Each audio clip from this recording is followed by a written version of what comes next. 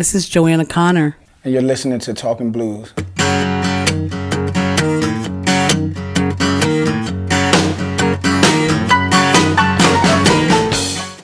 Joanna, you just talked about your mom and what a great influence she was. Tell me how, but beyond that, tell me how you got into music and how you decided to play a guitar.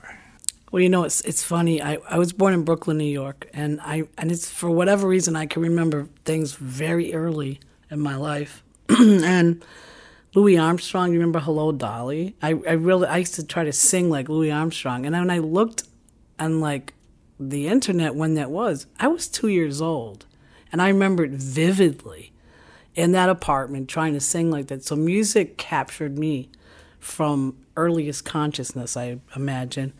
And then when I was 7, all of my girlfriends were taking ballet lessons, and I was always extremely tall. I stopped growing when I was 12. I was 5'9" at 12.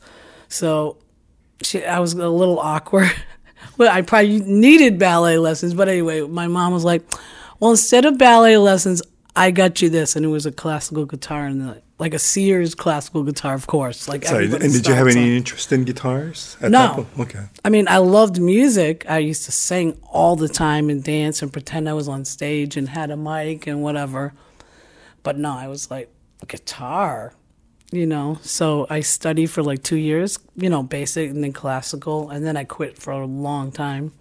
And then in high school, then I picked up the saxophone, played throughout school, sang in the chorus. I was always in music. And then my girlfriend at the time in high school, she got a guitar, and I was like, you know what? I think I'm going to pick it back up again. And I never put it down. So. And do you remember what you started playing when you decided to pick it up again? Well, my mom worked at a university, and she knew one of the people working there. Her husband taught guitar, and this is fate right here. He taught blues, and he taught slide, and he taught ragtime and delta. And I played acoustic then, so under his tutelage, I mean, I was playing Robert Johnson, Memphis Minnie, Blind Lemon Jefferson at like 14.